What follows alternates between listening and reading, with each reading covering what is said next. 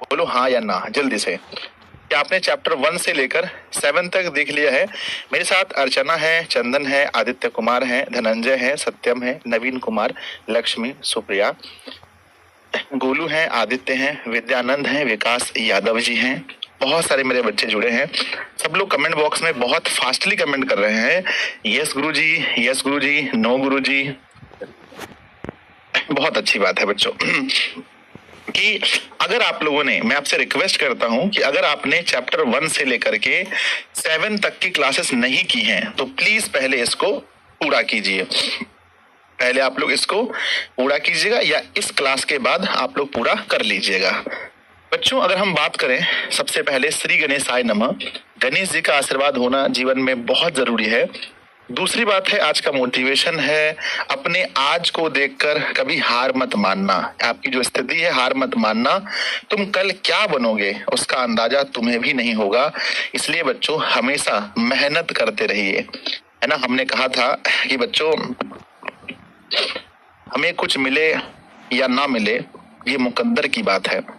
हमें कुछ मिले या ना मिले ये मुकद्दर की बात है, और हम कोशिश ही ना करें ये गलत बात है।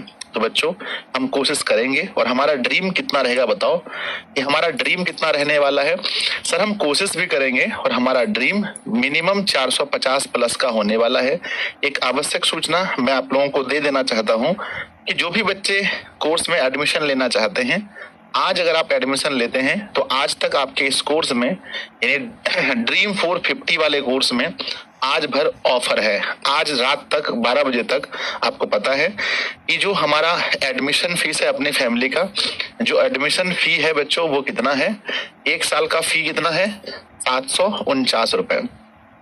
आपको मालूम है कि 749 रुपए अपना फी है, लेकिन आज भर कोर्स में बच्चों डिस्काउंट है। तो आज भर आपको पता है कि आज रात, है ना, आज रात 12 तक आपकी फीस कितनी रहने वाली है?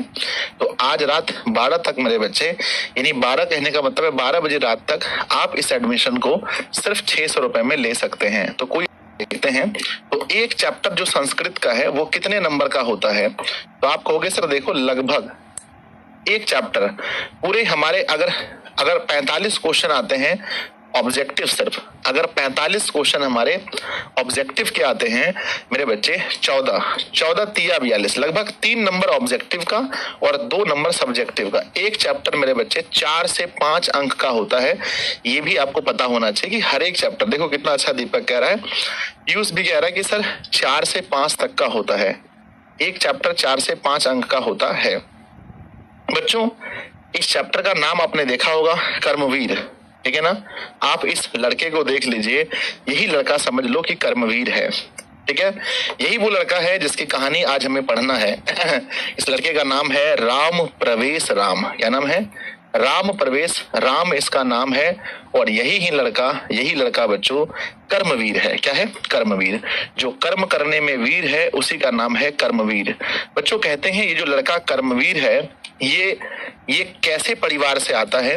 तो कहते हैं गुरुदेव ये जो लड़का आप देख रहे हैं राम प्रवेश राम, ये एक दलित परिवार से आते हैं। दलित परिवार से आते हैं।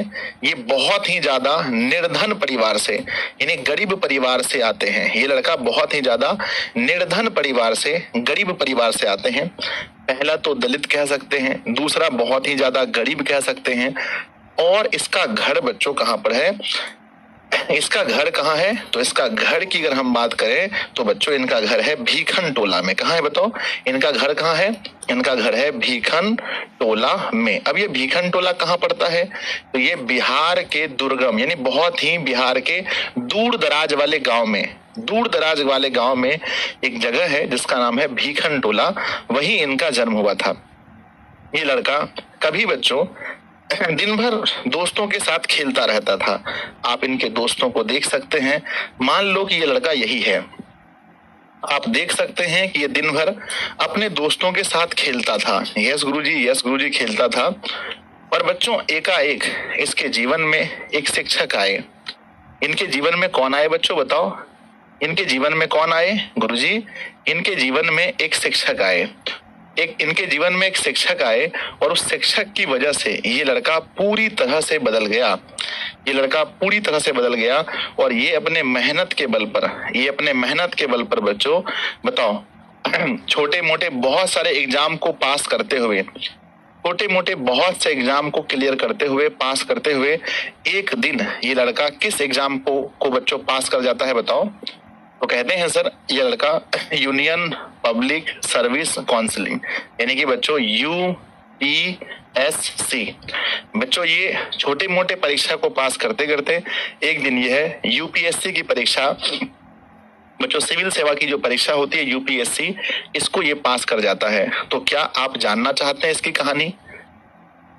क्या बच्चों आज हम लोग इसकी कहानी को पढ़ने वाले हैं? क्या आपके अंदर मन में उत्सुकता हो रही है? कि सर मेरे मन में तो बहुत उत्सुकता हो रही है कि जल्दी से इसकी कहानी शुरू कर दीजिए। बच्चों बताओ क्या आप तैयार हैं? यस यस बताओ जल्दी से, हुंकार भरो सब लोग कि गुरुजी हम लोग इस बच्चे की कहानी को सुनने के लिए, इस लड़के की कहानी को सुनने के लिए हम लोग एकदम से तैयार हैं। स्टार्ट कीजिए। तो चलिए बच्चों हम स्टार्ट करते हैं। आप अपने कान में हेडफोन लगा लीजिए, सामने बच्चों मोबाइल फोन रखिए और साथ में एक नोटबुक रखिए। जहां कुछ इंपॉर्टेंट बात मैं बताऊंगा तो उसको लिखना भी साथ में है, तो पेन और कॉपी दोनों लेकर के चलिए हम लोग शुरू करते हैं। बच्चों हम लोग स्टार्ट करते हैं। सबसे पहले हम यहाँ देखते हैं कि इस चैप्टर का नाम क्या है।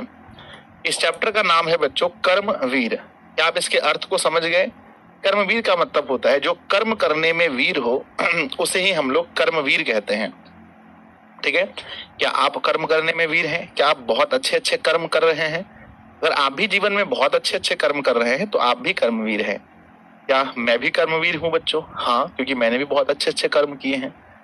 और कथा मतलब होता है कहानी, तो कर्मवीर की कथा, एक कर्मवीर की कथा हम पढ़ने जा रहे हैं। बच्चों ध्यान से समझिएगा, लिखा गया है पाठे अस्मिन समाजे दलितस्य ग्रामवासिनी पुरुषस्य कथा वर्तते। इसका अर्थ ये हुआ पाठे अस्मिन मतलब पाठ में, समाजे मतलब समाज में, दलितस्य ग्रामवासी यानी कि दलित ग्रामवासी, पुरुषस्य मतलब पुरुष की कथा है। तो बच्चों आप समझ गए कि ये जो पुरुष है, जिस पुरुष के बारे में हम पढ़ने जा रहे हैं, यह कैसा पुरुष है? कमेंट बॉक्स में बताओ यह कैसा पुरुष है। तो कहना कि यह दलित पुरुष है। राम प्रवेशना, जिस पुरुष की कथा हम पढ़ रहे हैं वह पुरुष कैसा पुरुष है? तो दलित पुरुष है। लिखा गया है आगे कर्मवीरः असो निजो उत्साहेन विद्याम प्राप्त्य महत्वम लभ्यते। कहते हैं कर्मवीर असो निज उत्साह, मतलब कि कर्मवीर जो है वो अपने निज उत्साह से, बच्चों जो अपना सेल्फ मोटिवेशन कह सकते हैं, कि निज उत्साह से विद्या प्राप्त्य मतलब विद्या को प्राप्त करके महत्वम लभ्यते यानी महत्वम पद को प्राप्त किया है। क्या आप यहां तक समझ गए कि कर्मवीर जो है, जिस कर्मवीर की कथा हम पढ़ने जा रहे हैं, इसमें क्या खासियत है? तो सर इसमें खासियत यही है कि स्वयं अध्ययन से, अपने खुद के उत्साह से इन्होंने विद्या प्राप्त करके महत्तम मतलब होता है सबसे ऊंचे पद को प्राप्त किया है। समझ गए? तो एक बार यस लिखकर भेजिए। यस यस यस गुरुजी, यहां तक हम लोग समझ गए हैं। जल्दी बताओ कि सर हम समझ गए कि हम लोग इस पाठ में दलित सना समाज के दलित ग्रामवासी पुरुष की कथा पढ़ने वाले हैं जो कर्मवीर है, और कर्मवीर अपने निज उत्साह से विद्या को अर्जित करके, प्राप्त करके उन्होंने महत्तम पद को प्राप्त किया है। सबसे ऊंचे स्थान तक वो लड़का पहुंचा है जिसके बारे में हम और आप दोनों आज पढ़ने वाले हैं। चलिए विनोद जी, सुरेश जी, आदित्य, सभी लोग कह रहे हैं यस गुरुजी, यस यस यस। चलिए सर आपके लेट हैं, न्यू स्टूडेंट प्लीज। चलिए आगे बढ़ते हैं नेक्स्ट। आगे लिखा गया है कि समाजे च सर्वत्र सत्यकृतो भवति। कहते हैं कि ये जो लड़का कर्मवीर है वो अपने निज उत्साह से विद्या को प्राप्त करके उन्होंने महत्तम लभ्यते महत्तम पद को प्राप्त किया है। और समाजे, समाज और सर्वत्र मतलब सभी जगह, सत्कृतो भवति, और सत्कृत मतलब होता है किसी का सम्मान होना। तो बच्चों किसका सम्मान हो रहा है? समाज में और सभी जगह अपने समाज में, जैसे आप मान के चलिए जिस गांव से हैं वहां से अगर आप यूपीएससी एग्जाम पास कर लेते हैं तो क्या आपके समाज वाले आपकी इज्जत नहीं करेंगे? सर बहुत इज्जत करेंगे। समाज वाले तो इज्जत करेंगे ही करेंगे, और जगह आप जहां भी जाएंगे वहां भी आपका सत्कार होगा। तो बच्चों एग्जाम में पूछा जाएगा कि किस व्यक्ति को समाज में और सभी जगह सत्कृतो भवति, यानी कि उन्हें सत्कार मिलता है, सम्मान मिलता है, तो कहेंगे कर्मवीर को। कहते हैं कथायाम मूल्यम वर्तते यत, कहते हैं कथा का मूल्यम वर्तते, यानी कथा का मूल्य, जो मूल बात है कथा का मूल्य वर्तते है कि निराशो न स्यात् उत्साहेन सर्व कुर्तो। कहते हैं ना कथा का मूल बात यह है निराशो न स्यात्, मतलब निराश मत होइए। कथा का मूल भाव क्या है बच्चों? कि निराश मत होइए, उत्साहेन सर्वे कुर्वतः, उत्साह से सभी कुछ किया जा सकता है, या उत्साह से सभी कर्म को कीजिए। तो प्यारे बच्चों, कितने बच्चों को ऐसा फील हो रहा है कि गुरुजी मुझे फर्स्ट पेज में कोई डाउट नहीं है, मैं समझ चुका हूं, लिखा गया है कि पाठ में समाज के दलित पुरुष की कथा है, कर्मवीर अपने निज उत्साह से विद्या को प्राप्त करके महत्तम पद को पाता है, जिसके कारण समाज में और सभी जगह उसको सत्कार सम्मान मिलता है। कथा का मूल बात यह है कि हमें जीवन में निराश नहीं होना चाहिए, हमें उत्साह से जीवन में कर्म करने चाहिए। समझ गए बच्चों? यस गुरुजी, यस यस यस, बहुत बहुत अच्छी बात है कि आप समझ गए हैं कि भैया हमें जीवन में कभी भी निराश नहीं होना चाहिए। ठीक है, चलो अब होता है शुरू आगे। आगे अगले पेज में लिखा गया है असति मतलब है। असति मतलब है, कहते हैं असति बिहार राजस्य दुर्गम प्राये प्रांतरे भीखन टोला नाम ग्रामः।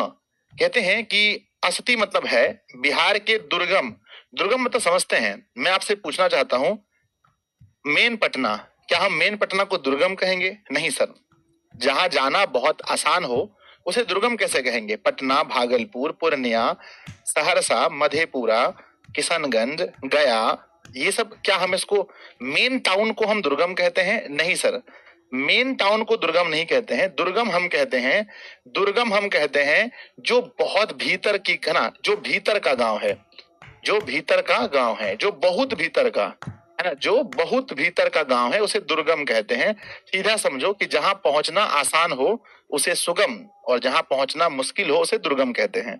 तो बच्चों कहते हैं असति मतलब है बिहार राज्य के दुर्गम प्राय प्रांतरे भीखन टोला नाम एक ग्राम। तो बच्चों पहला क्वेश्चन पूछा जाएगा कि भीखन टोला जो गांव है वो कहाँ है। फर्स्ट क्वेश्चन तो यही उठता है कि भीखन टोला गांव कहाँ है, तो कहना बच्चों बिहार में। कहाँ है बताओ? भीखन टोला जो गांव है वो कहाँ है? बिहार में। एग्जाम में ये भी पूछा जा सकता है कि बिहार के दुर्गम प्रांत कौन है? बिहार के दुर्गम प्रांत कौन है? ऑप्शन दिए जाएंगे, तो ऑप्शन से खोज के लगाना है कि बिहार का जो दुर्गम प्रांत है उसका नाम भीखन टोला है। क्या है बच्चों? जल्दी बोलो। भीखन टोला। कहते हैं निवासंती अस्मः, रहते हैं, है ना। कहते हैं निवासंती अस्मः, रहते हैं मतलब लोग रहते हैं। तत्रा, है ना, तत्र अति निर्धनः, कहते हैं कि है ना निवासंती अस्मः मतलब रहते हैं। तत्र अति निर्धनः शिक्षा विहीन, है ना, क्लिष्ट जीवनः जना। कहते हैं जना मतलब होता है लोग, क्लिष्टा मतलब बहुत कष्ट में, शिक्षा विहीन मतलब बिना पढ़े लिखे, और बच्चों और तत्र अति मतलब कि तत्र मतलब वहां, अति मतलब बहुत, निर्धना। बच्चों अगर मैं पूछूं कि वहां कैसे लोग रहते हैं तो प्लीज क्या आपके पास जवाब है? सर मेरे पास जवाब है कि उस गांव में, भीखन टोला गांव में बहुत ही निर्धन यानी बहुत ही गरीब, शिक्षा विहीन, बहुत ही गरीब, शिक्षा विहीन और बहुत ही कष्टदायक जीवन जीने वाले लोग रहते हैं। क्या आप समझ गए?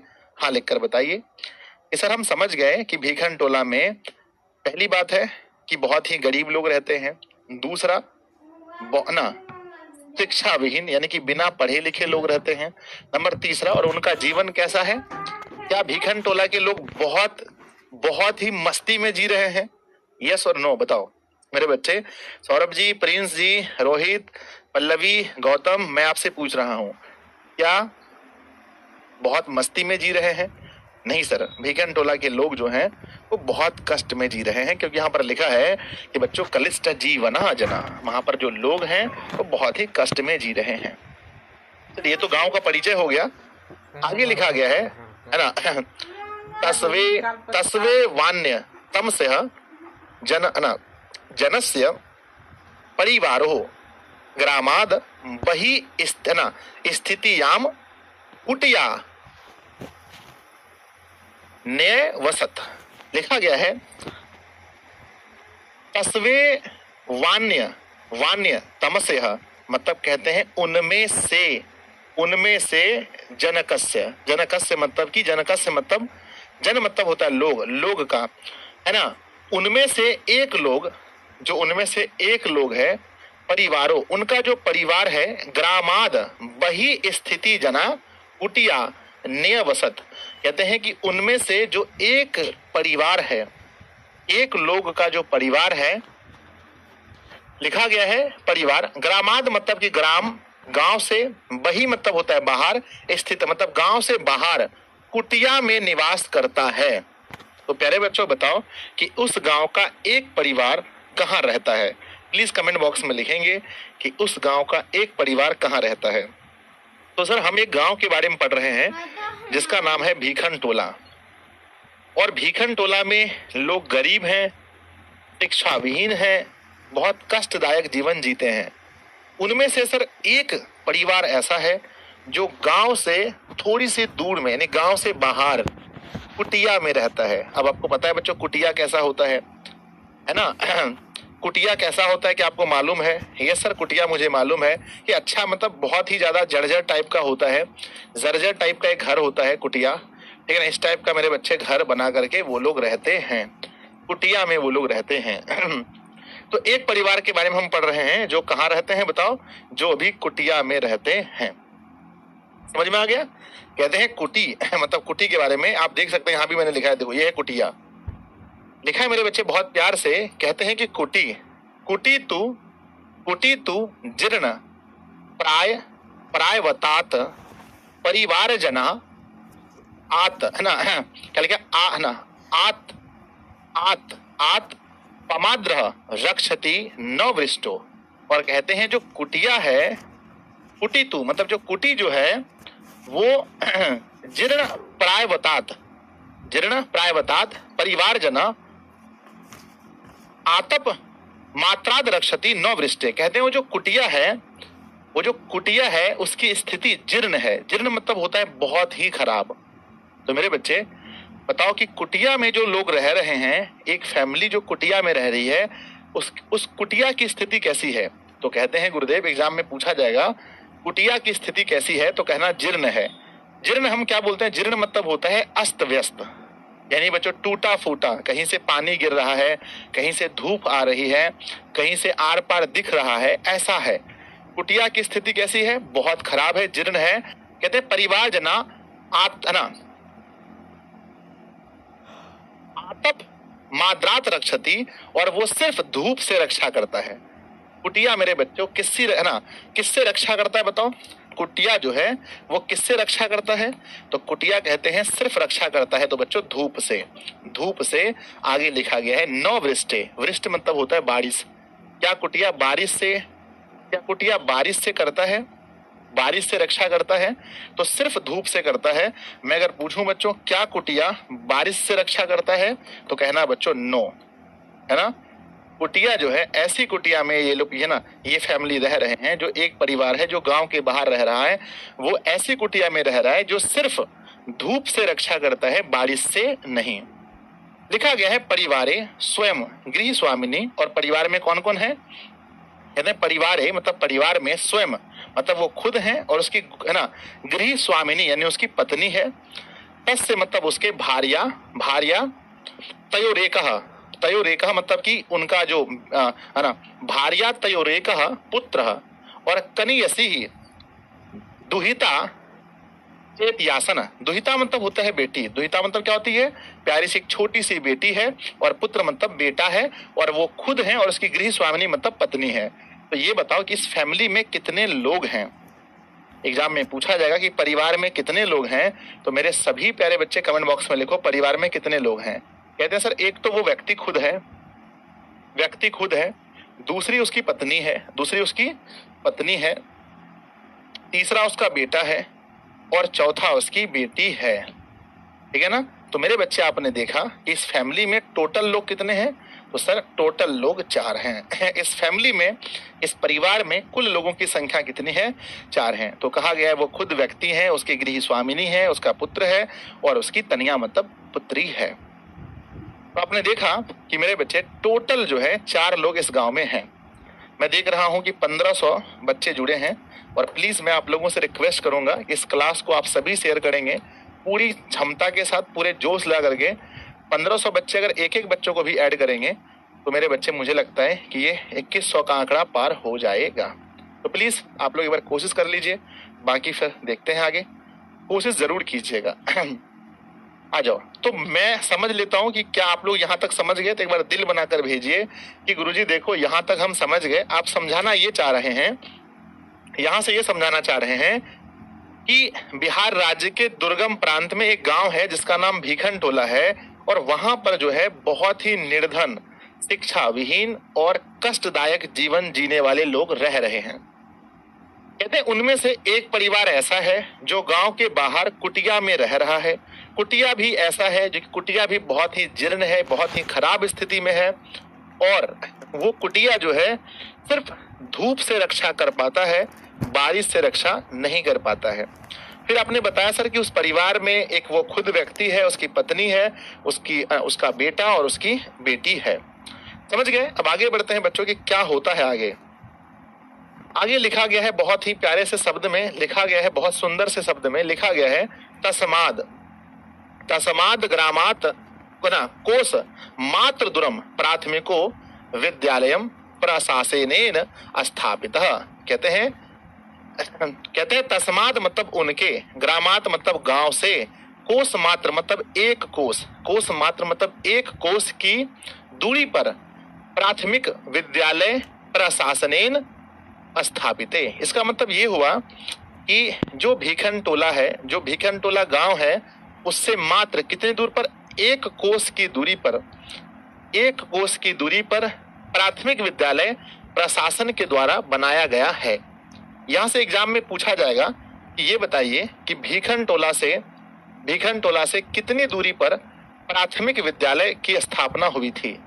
प्राथमिक विद्यालय की स्थापना कितनी दूरी पर हुई थी? तो मेरे प्यारे बच्चों जल्दी से लिखो, कितना कोस बोलो? तो कहेंगे 1 कोस। आंसर क्या लिखेंगे? 1 कोस। तो आंसर लिखेंगे 1 कोस यानी 3 किलोमीटर होता है। 1 कोस बराबर 3 किलोमीटर, 3 किलोमीटर की दूरी पर। एग्जाम में पूछा जाएगा कि भीखन टोला गांव से 1 कोस की दूरी पर किसकी स्थापना हुई थी? क्वेश्चन ऐसा भी पूछा जा सकता है कि 1 कोस की दूरी पर किसकी स्थापना हुई थी? तो 1 कोस दूरी पर किसकी स्थापना हुई थी? तो आंसर लिखना कि 1 कोस की दूरी पर स्थापना हुई थी प्राथमिक विद्यालय। क्या लिखना? आंसर बताओ। आंसर क्या लिखेंगे? आंसर लिखेंगे प्राथमिक विद्यालय। प्राथमिक विद्यालय की स्थापना हुई थी, याद रखना बच्चों। आइए कहते हैं आगे से, लिखा गया है तत्रेव, है ना, थोड़ी तत्रेको नवीन दृष्टि संपन्न सामाजिक साम्य रस्य रसिक शिक्षक समागत। कहते हैं तत्रेको मतलब कि उनमें जो विद्यालय स्थापित किया गया था, प्राथमिक विद्यालय जो स्थापित किया गया था, आप देख सकते हैं प्राथमिक विद्यालय जो स्थापित किया गया था उनमें नवीन दृष्टि संपन्न मतलब कि नए दृष्टि वाले, यानी बहुत अच्छी सोच रखने वाले, नए दृष्टि संपन्न सामाजिक साम्य रस, है ना, रस्य रसिक यानी कि समाज के बारे में भलाई सोचने वाले शिक्षक समागत। बच्चों तो आप बताइए कि इस विद्यालय में जो शिक्षक आए थे, इस विद्यालय में जो प्राथमिक विद्यालय में शिक्षक आए थे, वो कैसी दृष्टि वाले थे? कमेंट बॉक्स में लिखेंगे। तो बच्चों एग्जाम में पूछा जाएगा कि सर इस विद्यालय में जो शिक्षक आए थे वो नवीन दृष्टि वाले थे। नवीन मतलब नई सोच रखने वाले। जो शिक्षक इस गांव में आए थे वो नई सोच रखने वाले थे और वो समाज की भलाई चाहने वाले शिक्षक इस गांव में आए थे। अब आप देखेंगे बच्चों कि एक शिक्षक जो है किस प्रकार से लोगों को बदल रहा है। तो इस गांव में बहुत ही अच्छी सोच रखने वाले, समाज के बारे में भलाई सोचने वाले, नवीन दृष्टि वाले एक शिक्षक आए थे। एग्जाम में पूछा जाएगा कि गांव में कौन आए थे। एग्जाम में बताना बच्चों, गांव में कौन आए थे? लिखो कमेंट बॉक्स में, गांव में कौन आए थे? तो आंसर में लिखना बच्चों कि गांव में शिक्षक आए थे। तो गांव में शिक्षक आए थे। आगे लिखा गया है भीखन टोलाम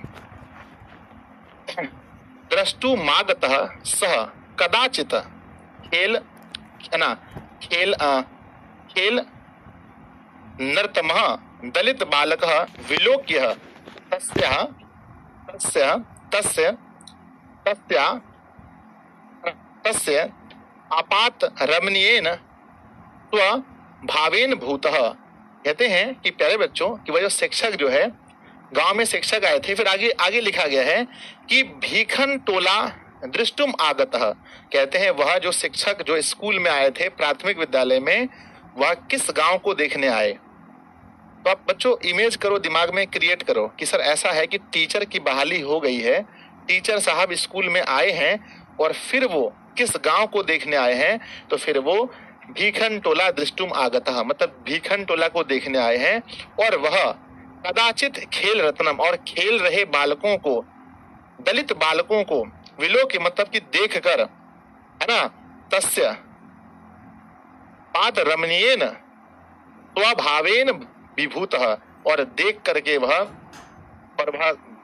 जब गांव में आए तो उन्होंने बच्चों को कैसे देखा बताओ। एग्जाम में पूछा जाए कि जब शिक्षक गांव में आए थे तो बच्चे क्या कर रहे थे बताओ। जब शिक्षक गांव में आए थे तो बच्चे क्या कर रहे थे? कमेंट बॉक्स में लिख सकते हैं। बच्चे क्या कर रहे थे? बच्चों जल्दी लिखो, फटाफट लिखो कमेंट बॉक्स में कि जब शिक्षक गांव में आए थे तो बच्चे क्या कर रहे थे? तो बच्चे खेल रहे थे। तो जब शिक्षक गांव में घूमने आए तो उन्होंने देखा भीखनटोला गांव में कि जो बच्चे हैं वो सभी खेल रहे हैं। विलोक के मतलब जिन्होंने देखा, कहते हैं कि तस्या मतलब कि उनके स्वभाव को देखकर वे विभूत हो गए। और बच्चे जो खेल रहे थे, आपने सुना होगा बच्चे होते हैं मन के सच्चे। जब बच्चे को देखा, बच्चों जब टीचर ने पहली बार बच्चों को देखा तो बच्चों को देखकर कैसे हो गए बताओ? बच्चों को देखकर उसके मन में क्या हो गया? सर वो विभूत हो गए, मतलब बहुत प्रसन्न हुए। बच्चे को देखकर वे विभूत हो गए। विभूत का मतलब होता है बहुत ज्यादा खुश हो जाना, जब आपके अंदर से बहुत अच्छा भाव प्रकट होता है। जैसे आप इस चैप्टर को समझ रहे हैं तो आप अंदर से विभूत हो रहे हैं। तो जब टीचर ने उन बच्चों को देखा कि बच्चे खेल रहे हैं तो शिक्षक महोदय अंदर से पूरा विभूत हो गए। स्वभावेन विभूतः, विभूत हो गए देख करके। आगे लिखा गया शिक्षकम बालकमेन स्वविद्यालय माननीय स्वयं शिक्षितुमारभतः। कहते हैं कि शिक्षक मतलब कि शिक्षक, बालकमेन मतलब बालकों को, स्वयं विद्यालय में मतलब खुद से विद्यालय ले जाकर स्वयं शिक्षितः खुद से पढ़ाने लगे। तो प्यारे बच्चों, क्या आपने यहाँ तक आपके दिमाग में, क्या आपकी मेमोरी में यहाँ तक डाउनलोड हो चुका है कि सर मेरी मेमोरी में यहाँ तक डाउनलोड हो चुका है? लिखा गया है कि इस गांव के 3 किलोमीटर की दूरी पर या 1 कोस की दूरी पर एक प्राथमिक विद्यालय बनाया गया है। और अच्छी बात यह है कि इस प्राथमिक विद्यालय में एक नई सोच रखने वाले, समाज की भलाई करने वाले एक शिक्षक की बहाली हुई है, यानी शिक्षक आए हैं। और वो शिक्षक गांव भीखनटोला गांव घूमने आए। जब वो भीखनटोला गांव घूमने आए तो उन्होंने देखा कि सभी बच्चे खेल रहे हैं और ऐसा देख करके उसके मन में बहुत ही ज्यादा अच्छा भाव प्रकट हुआ। बच्चों को देख करके खुशी उसके मन में हुई और वे सभी बच्चों को स्कूल ले जाकर, लिखा है ना बालकमिव स्वविद्यालय, मानिए, और वो सभी बच्चों को स्कूल ले जाकर पढ़ाना शुरू कर दिए, यानी खुद से पढ़ाना स्टार्ट कर दिया कि बच्चों उठो उठो, बच्चों उठो उठो उठो उठो, चलो चलो स्कूल चलते हैं, स्कूल चले हम, पढ़ेगा बिहार तभी तो बढ़ेगा बिहार। तो प्यारे बच्चों, ऐसे शिक्षक को सबसे पहले हमारा नमन है। प्लीज आप लोग भी नमन कर लीजिए, क्योंकि ये शिक्षक नहीं, शिक्षक के रूप में भगवान हैं, जो ऐसे बच्चों को, दलित बच्चों को स्कूल में ले जाकर के पढ़ा रहे हैं। समझ गए? तो एक बार बच्चों दिल बनाकर भी भेज दीजिएगा कि गुरुजी बहुत बहुत बहुत मजा आ रहा है इस शिक्षक महोदय के बारे में पढ़कर, जो गांव में आए और शिक्षक को लेकर के, बच्चों को लेकर के स्कूल गए और बच्चों को पढ़ाना स्टार्ट कर दिया। नहीं तो बहुत सारे टीचर तो आप देखते हैं बच्चों, सरकारी स्कूल में क्या होता है कि भाई सैलरी तो लेते हैं पर टाइम से नहीं पढ़ाते हैं। ठीक है, ये बहुत बड़ी बात है। आ जाओ, अब आगे बढ़ते हैं। अब समझते हैं कि अब ये शिक्षक बच्चों को पढ़ाना शुरू कर दिए। अब देखने वाली बात ये होगी कि इनके जीवन में क्या परिवर्तन होता है। बच्चों, अब यहाँ से क्या हम सभी बच्चों के बारे में पढ़ेंगे या उसमें से किसी एक बच्चे के बारे में? सर देखिए, सभी बच्चों का क्या होगा वो तो मुझे नहीं पढ़ना कि कोई डॉक्टर बन गए, कोई इंजीनियर बन गए, कोई किसान बन गए या कोई कुछ नहीं बन पाया, हमें उनसे कोई मतलब नहीं है। हमें सिर्फ एक लड़के से मतलब है जो कर्मवीर है, यानी राम प्रवेश राम। तो बच्चों आगे हमें सिर्फ एक बच्चे से मतलब है, बाकी पढ़ने तो बहुत बच्चे गए थे। अब आगे बच्चों लिखा गया है, आगे लिखा गया है बहुत प्यार से, बालको अपि तस्य शिक्षण शैल्या कृष्ण शिक्षा कर्म जीवनस्य परमागति, है ना, गति रीति मन, है ना, मन्य मानो निरंतर, है ना, निरंतर मध्यवसाने विद्याधि विद्याधि गमाय, है ना, निरतो अभवत। कहते हैं मेरे बच्चे कि बालको अपि यानी बालक भी, तस्य मतलब उनके, शिक्षण शैली, है ना, शिक्षण शैलिया आकृष्ट, बच्चे भी टीचर के शिक्षण शैली से आकृष्ट हो गए, यानी पढ़ाने के तरीके से बच्चे भी बहुत खुश हुए। तो प्यारे बच्चों, क्या आप लोग भी मेरी शिक्षण शैली से, अंग्रेजी में से टीचिंग स्टाइल बोलते हैं, क्या आप लोग मेरी टीचिंग स्टाइल से खुश होते हैं? तो बहुत सारे बच्चे कहेंगे हाँ गुरुदेव, हाँ गुरुदेव, तभी तो हम आपके पास पढ़ रहे हैं। तो इसी प्रकार से टीचर को ही बहुत अच्छा नहीं लगा था, बच्चों को भी शिक्षकों का, शिक्षक का पढ़ाने का तरीका, जो टीचिंग स्टाइल था वो बहुत अच्छा लगा। तो एग्जाम में पूछा जाएगा कि बच्चे किसकी शिक्षण शैली से आकृष्ट हुए, किसकी शिक्षण शैली से आकृष्ट हुए, तो आंसर लिखना कि बच्चे किसकी शिक्षण शैली से आकृष्ट हुए, तो आंसर लिखना शिक्षक की। तो लिखा है बालको अपि, लिखा गया है मेरे बच्चे, बालको अपि यानी बच्चा, यानी कि बालक भी शिक्षण शैलिया आकृष्ट, शिक्षक के शिक्षण शैली से आकृष्ट हुआ और शिक्षा कर्म जीवनस्य परम गति रति मन्य मानो। और उन्होंने, और जितने भी बच्चे थे उनके जीवन का परम लक्ष्य क्या हो गया? तो कहते हैं शिक्षक ने इतना अच्छा पढ़ाया कि सभी बच्चों के जीवन का जो शिक्षा कर्म है, जीवन का जो परम लक्ष्य है। अभी आपके जीवन का परम लक्ष्य क्या है? सर मेरे जीवन का परम लक्ष्य है मुझे टॉपर बनना है, मेरे जीवन का परम लक्ष्य है मेरे माता पिता की गरीबी दूर करनी है, मुझे सरकारी जॉब लेना है, मुझे बहुत अच्छा बिजनेसमैन बनना है, डॉक्टर बनना है, इंजीनियर बनना है, नेता बनना है, बहुत कुछ आपके मन में भरा पड़ा है। तो उसी प्रकार से कहते हैं कि बच्चों के जीवन का जो परम लक्ष्य क्या हो गया, तो ऑब्जेक्टिव पूछा जाएगा तो कहना बच्चों परम लक्ष्य क्या हो गया। तो बच्चों के जीवन का उस समय जो परम लक्ष्य हो गया वो सिर्फ हो गया शिक्षा कर्म, यानी पढ़ना ही बच्चों के जीवन का परम लक्ष्य हो गया। सोचो बच्चों, ऐसा स्टूडेंट, है ना, सॉरी, ऐसे बच्चे जो दिन भर खेलते थे, ऐसे बच्चे जो दिन भर मस्ती करते थे, अब उनके जीवन का परम लक्ष्य क्या हो गया? शिक्षा हो गया, यानी पढ़ना हो गया। बोलो किसकी वजह से? कमेंट बॉक्स में लिखो। तो सर सिर्फ एक टीचर की वजह से। तो सोचो बच्चों, एक टीचर का कितना महत्व है जीवन में। एक शिक्षक की वजह से सभी बच्चों का जो जीवन का लक्ष्य है वो सिर्फ पढ़ना हो गया। आगे लिखा गया है निरंतर मध्यवसाने, कहते हैं रोजाना बच्चों पढ़ना, है ना, मध्यवसाने विद्याधिगमाय निरंतरो अभवन, और कहते हैं वो बच्चे निरंतर पढ़ने लगे।